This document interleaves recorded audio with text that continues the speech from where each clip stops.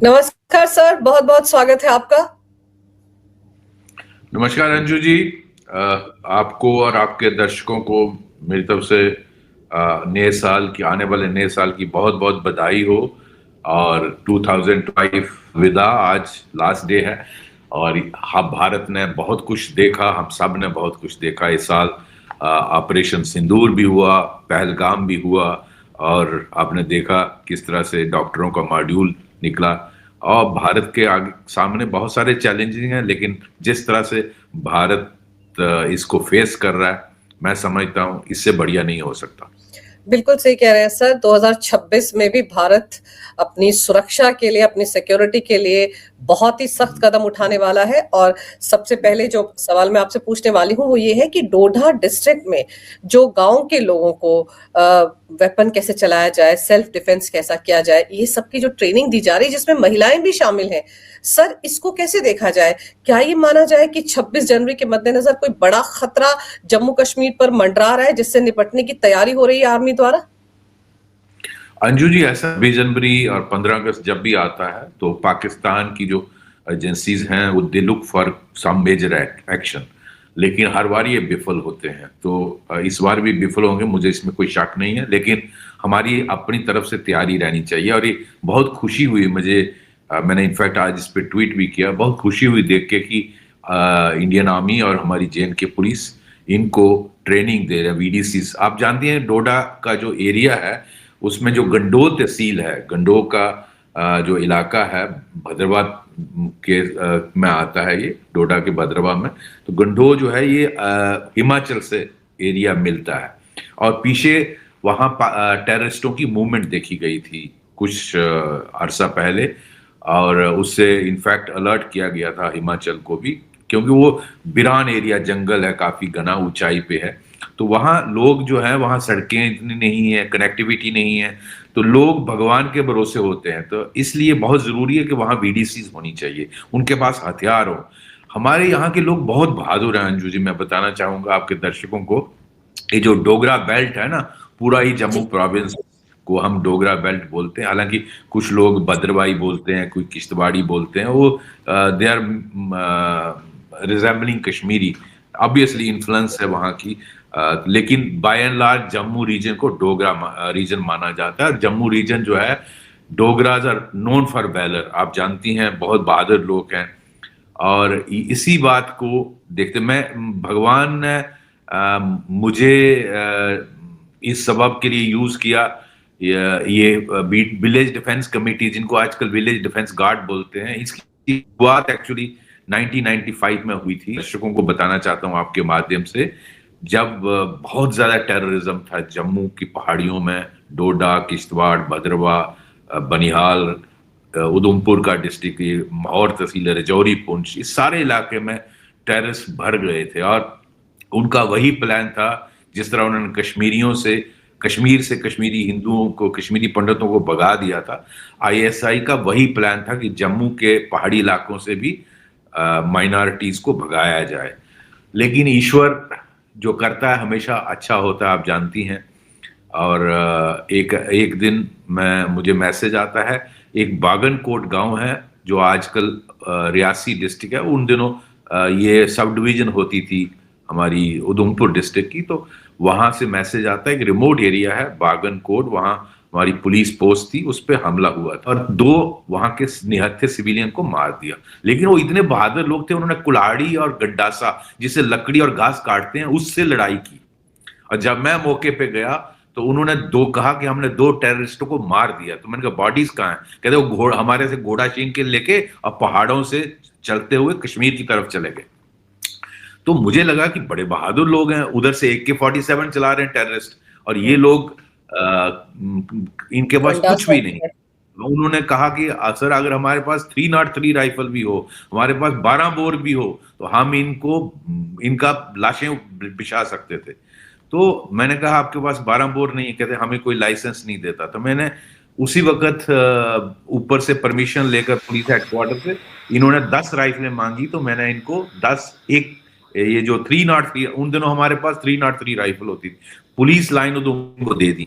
तो वो पहली विलेज डिफेंस बागनकोट, जो रियासी तहसील में पड़ती है, उस वक्त आज रियासी डिस्ट्रिक्ट है, और वहाँ बाद में उसको फॉर्मलाइज किया गया। गवर्नमेंट को लगा कि ये बहुत अच्छा इनिशिएटिव है, और फिर उसके ऊपर प्रॉपर ऑर्डर हुआ, सभी डीएमएसएसपी को ऑर्डर मिला कि आप इसको वीडीसीज कॉन्स्टिट्यूट करिए, लेकिन इसमें क्रिमिनल बैकग्राउंड के लोग नहीं होने चाहिए, सभी कम्युनिटी से होने चाहिए, अच्छे लोग होने चाहिए। उनको फिर वेपन दिए, ट्रेनिंग दी, कुछ उनको रेम्युनरेशन भी देते थे।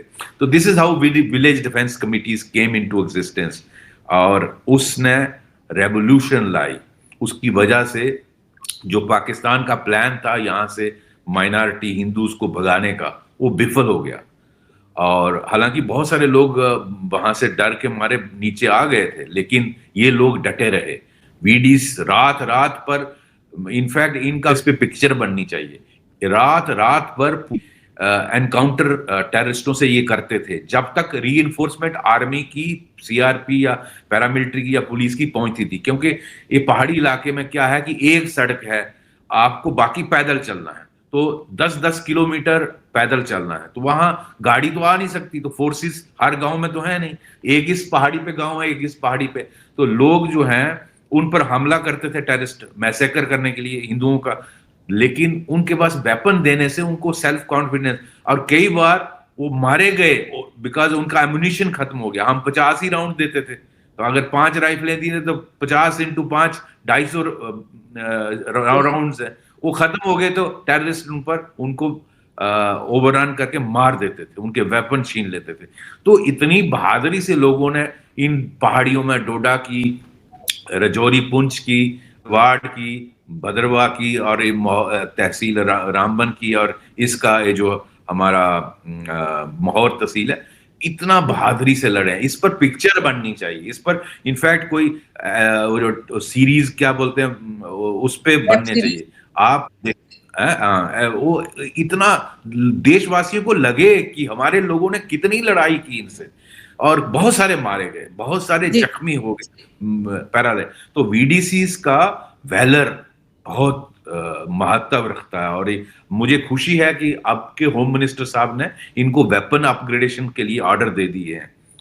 पीछे किए थे, इस बार इनको एसएलआर दी हैं। पहले बेचारे 303 होती थी, उसको कॉक करना पड़ता, SLR is better weapon with them.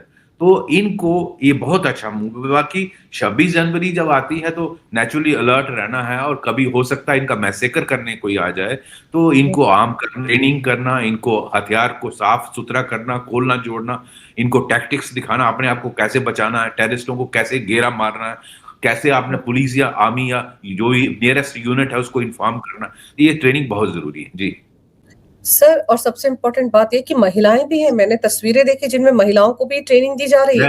Yes, ये महिला है इसमें बहुत। इनफैक्ट हर गांव में एक्स सर्विसमैन नहीं होते, हम कोशिश करते हैं एक्स सर्विसमैन, एक्स पुलिसमैन, लेकिन आप देखिए कितनी बहादुरी से ये लड़कियां मध्यम एज की हैं, कुछ यंग हैं, ये ट्रेनिंग ले रही हैं। आप देखिए कितना कॉन्फिडेंस है उनमें।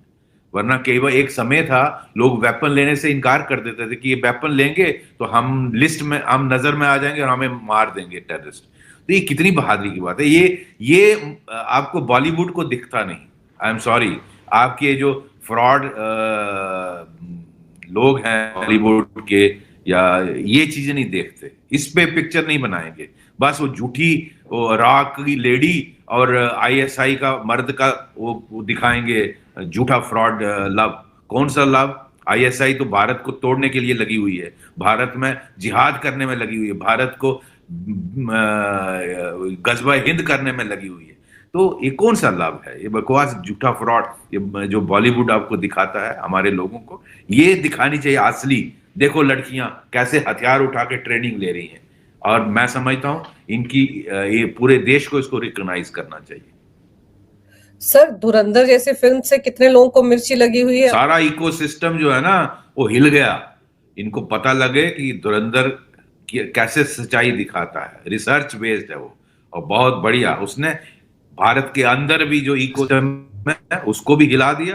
पहले इन्होंने बहुत कोशिश की, ये कुछ नहीं है, फेल हो गया। ये पाकिस्तानियों को देखिए ना, धुरंधर पे बनाए जा रहे हैं कि ये वो नहीं है, वो हर चीज थोड़ी दिखा सकते हैं। आपको 2-3 घंटे में पिक्चर दिखानी है तो हर चीज थोड़ी दिखाएंगे, लेकिन जो भी दिखाया है वो असलियत है जो पाकिस्तान की आर्मी, पाकिस्तान की आईएसआई करती है, झूठ मूठ का नहीं है जो बॉलीवुड दिखा रहा है। जी।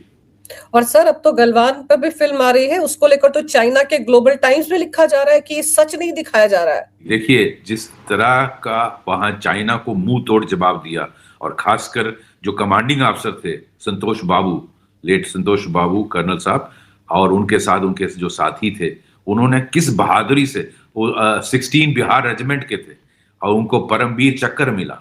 भारत के लिए गौरव है ये, जिस तरह से उन्होंने चाइना की धज्जियां उड़ा दी, और वो देखने वाला है। हालांकि हमारे यहाँ कुछ लोग हैं जो उल्टी सीधी बातें करते रहते हैं, मुझे लगता है पूरे देश को गर्व होना चाहिए।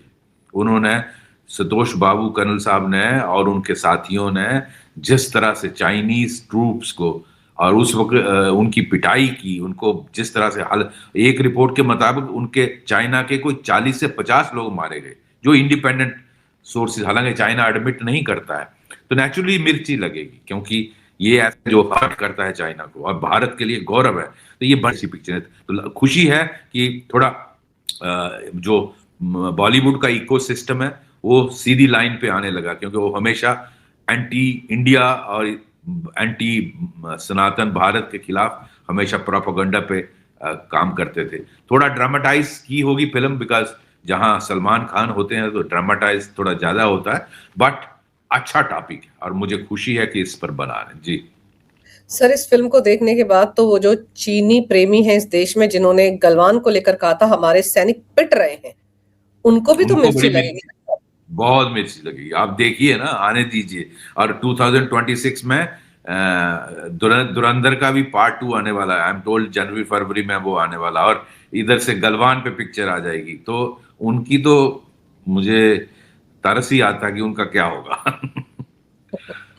लेकिन सर अगर हम वापस अपने टॉपिक पर लौटे तो एनआईए ने भी कुछ ऐसे कदम उठाए हैं कि भारत को लेकर एंटी इंडिया प्रोपेगेंडा करने वालों पर नकेल कसी गई है। पहली बार ऐसा हुआ है जम्मू कश्मीर में। अंजू जी, ये कल श्रीनगर में जो एनआईए डेजिग्नेटेड कोर्ट है, उसने बेसिकली जो 3 लोग वांटेड लोग थे, इस पे प्रोक्लेमेशन डिक्लेयर किया है। प्रोक्लेमेशन होता है उनको, ये बार बार इनको they were wanted in a case and they were NIA court इनको पेश होने के लिए कह रही थी, वारंट इशू करती थी, तो उसको ये इन्होंने एक्ट नहीं किया उस पर। अल्टीमेटली अब इस पे ये निकाला है प्रोक्लेमेशन कि आप 31 जनवरी 2026 तक पेश हो जाइए, वरना आपकी जो प्रॉपर्टीज हैं श्रीनगर में या कश्मीर में उनको सीज किया जाएगा अंडर अनलॉफुल एक्टिविटीज एक्ट। ये जो है ना, बाहर बैठ के प्रोपेगेंडा करते हैं भारत के खिलाफ, सोशल मीडिया यूज करते हैं, और इसमें प्रोमिनेंट है मुबीन शाह, जो वहां की जो Kashmir chamber of commerce and industry का प्रेसिडेंट होता था,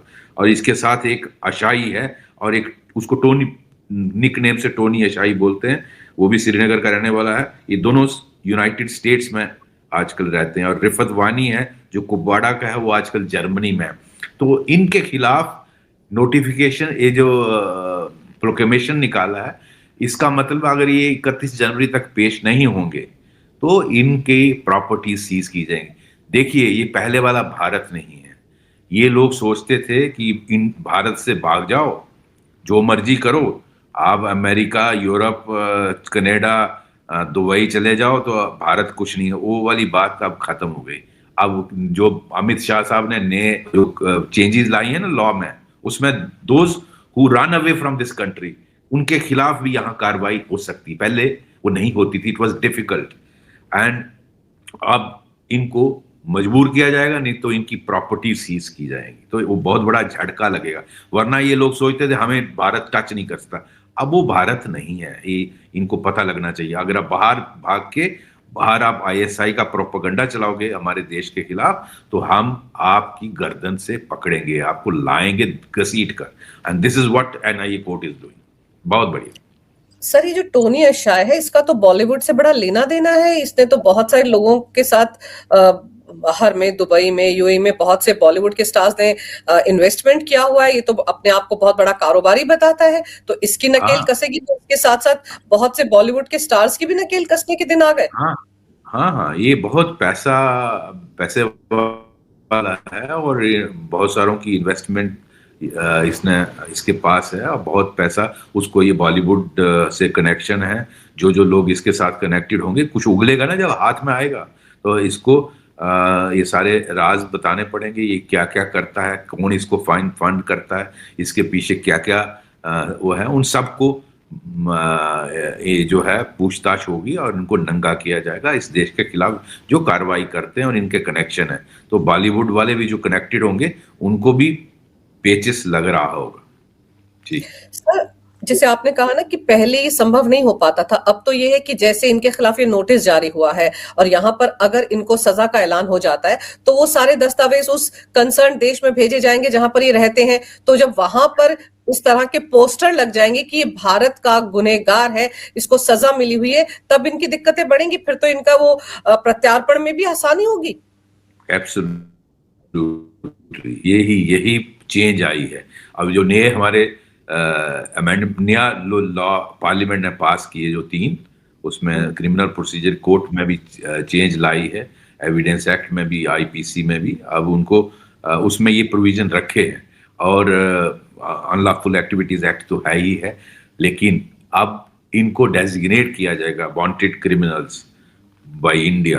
पहले ये कहते थे जी हमें हमें पॉलिटिकल असाइलम दे दो, हम यहाँ भारत हमें वो कर रहा है। अब जब क्रिमिनल डेजिग्नेट करेंगे तो उनकी कोर्ट्स भी मजबूर होंगी कि इनके खिलाफ प्रॉपरली केस हुआ है, और अदालत से इनके खिलाफ ये अटैचमेंट का ऑर्डर हुआ है, इनको प्रोक्लेम्ड ऑफेंडर डिक्लेयर किया है। ये बहुत बढ़िया है, मैं समझता हूँ अच्छा स्टेप है। और इससे ये जो लोग वेस्ट में जाके या दुबई में जाके बैठ जाते हैं और वहां से प्रोपेगेंडा करते हैं भारत के खिलाफ, उस पे रोक आएगी। इनको डर लगेगा कि आपको हम लीगली वहां से भी खींच कर ला सकते हैं। जी बिल्कुल सही कह रहे हैं आप सर। जो आईएसआई के इशारे पर नाचते हैं भारत के खिलाफ, भारतीय होने के बावजूद प्रोपेगेंडा करते हैं, तो अब तो उनकी नकेल कसी जाएगी। पर अगर सर बांग्लादेश की बात की जाए, तो बांग्लादेश में आप देखिए वो जो उस्मान हादी के हत्यारों को लेकर बवाल मचा हुआ था, पहले वो भारत भाग गए थे, फिर कहा गया कि नहीं भागे हैं, यहीं कहीं छिपे हुए हैं, फिर यूनुस ने कहा नहीं नहीं मेघालय भाग गए हैं। अब तो उनमें से जो मेन एक्यूज है फैसल, वो तो वीडियो जारी करके कह रहे हैं कि जमात का क्या धरा है, और वो खुद दुबई में बैठा हुआ है।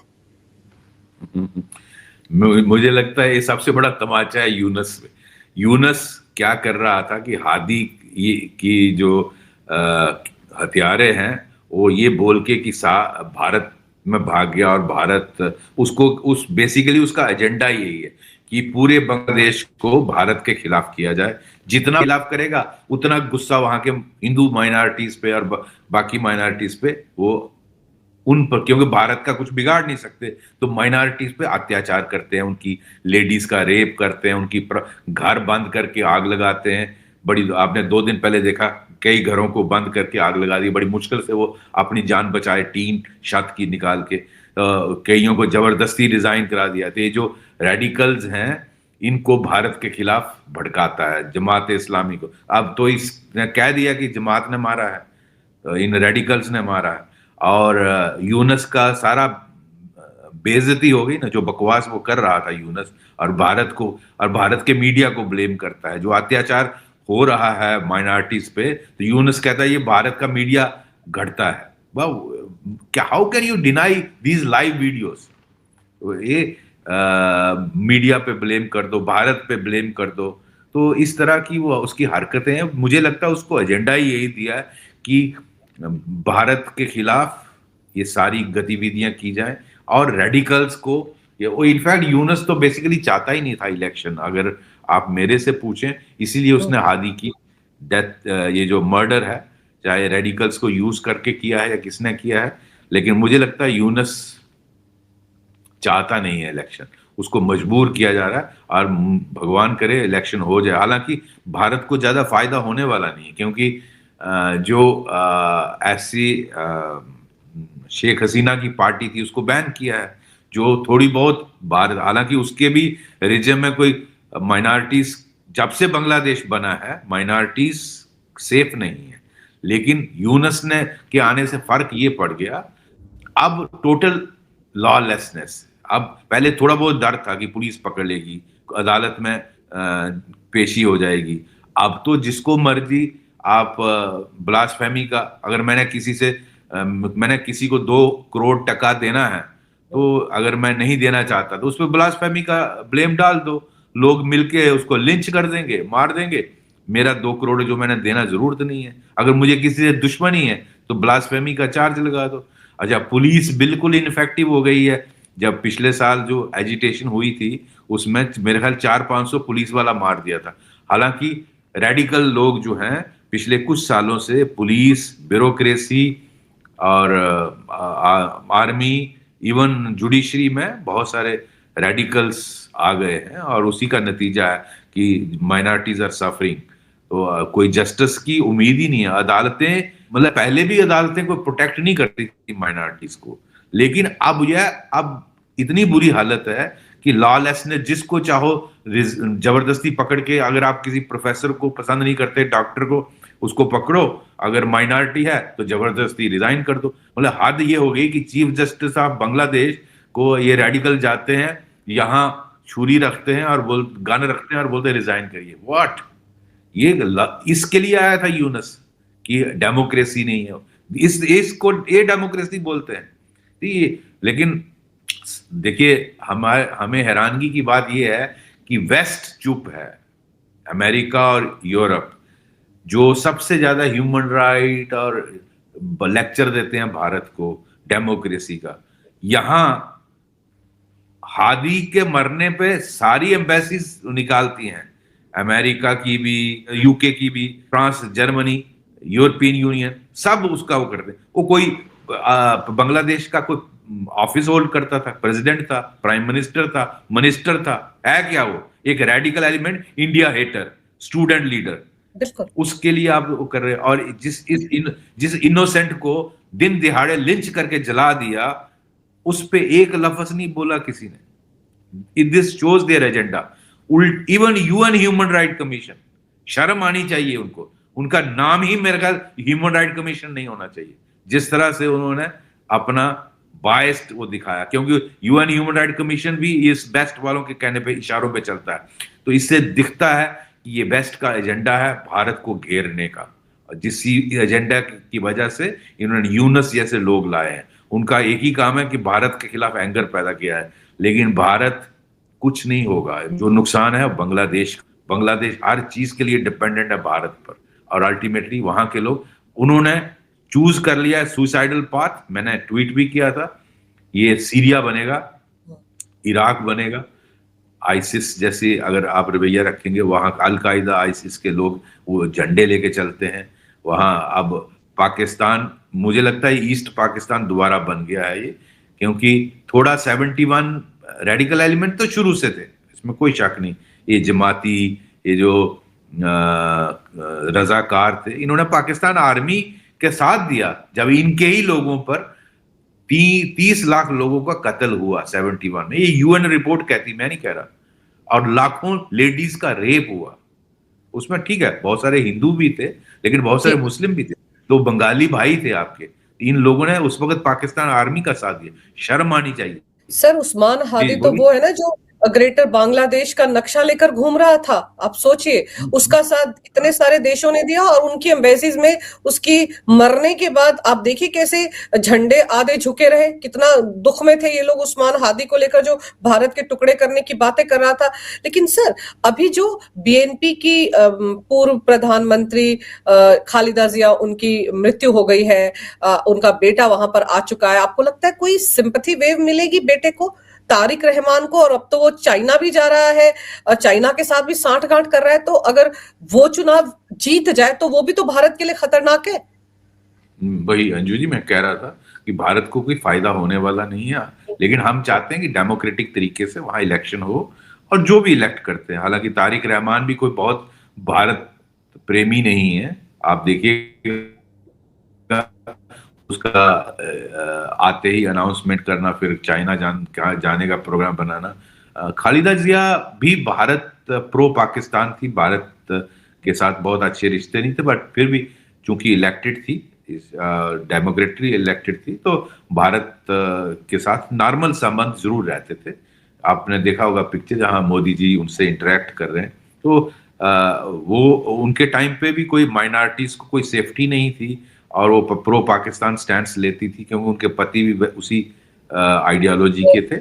लेकिन हमें उससे हम नहीं चाहते कि भारत प्रेमी ही कोई आदमी आए, जो भी जिसको भी लोग वोट दें। हाँ, सिंपैथी वेव उसको जरूर मिलेगी, क्योंकि वो काफी देर से उनकी खालिदा जिया जो उनकी मदर है रहमान की, वो काफी देर से पॉलिटिक्स में थी, और जो भी कहो कुछ सेक्शन जो उनको सपोर्ट जरूर करता था, तभी तो वो प्राइम मिनिस्टर बनी। तो मुझे लगता है उनको उनकी डेथ से फायदा तो जरूर होगा। लेट्स सी किस तरफ किस करवट बैठता है, वो पता चलेगा।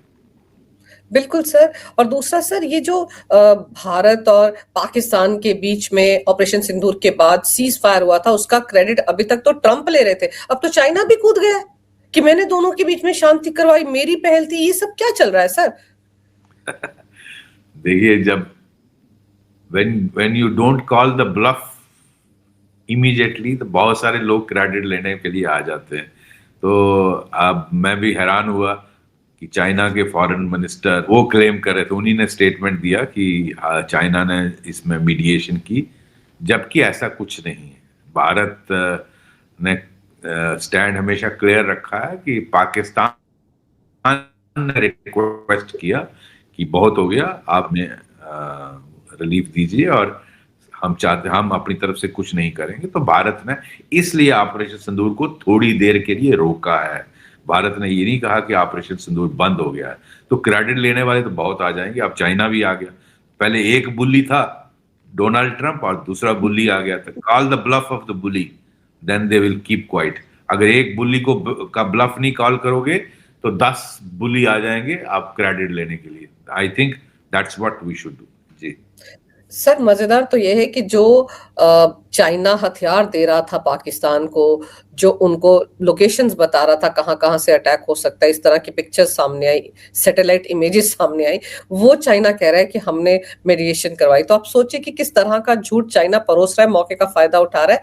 लेकिन चलिए सर, अब कम से कम उस्मान हादी के मामले में जो सच्चाई सामने आई है, उससे जो भारत के खिलाफ प्रोपेगेंडा चला रहा था एक इकोसिस्टम बांग्लादेश या पाकिस्तान, कम से कम उस पर तो जोरदार तमाचा लगा है यूनुस के मुंह पर।